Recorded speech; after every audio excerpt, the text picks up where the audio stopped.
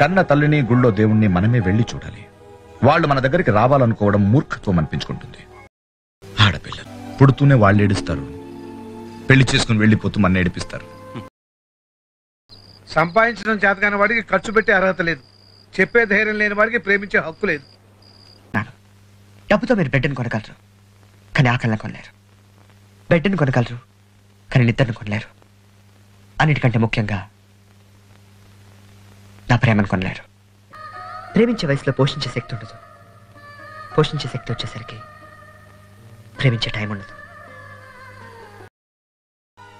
మనం తప్పు చేస్తే తప్పని, కరెక్ట్ చేస్తే రైట్ అని చెప్పేవాళ్ళు మంచివాళ్ళు. మనం ఏం చేసినా భరించేవాళ్ళు మన ప్రేమించేవాళ్ళు. ఒక రిక్షా తొక్కడం దగ్గర మొదలుపెట్టి కోటీశ్వరుడు అయ్యాడు కదా అని అది కొడుకు కొత్త రిక్షా కొనిపెట్టి ఎదగమండం అది బాగుండదు సార్. అమ్మ, ఆవకాయ, అంజలి ఎప్పుడు కోరుకుంటారు? నీ జీవితంలో 100 మార్కులుంటే 20 నాకు, 80 వాడి. కనీసం ఇంకో 15 మార్కులు వేసి నాన్నను పాస్ చేయలేకపోయావమ్మా? ఎక్కడికి వెళ్ళాలో దానికి తెలిసినప్పుడు ఎలా వెళ్ళాలో అని చెప్పడానికి నేనెవరిని? ఒక మనిషిని మనం ప్రేమిస్తే వాళ్ళు చేసే తప్పును కూడా మనం క్షమించగలగాలి, లేదా వాళ్ళని ప్రేమించలేదని ఒప్పుకోవాలి.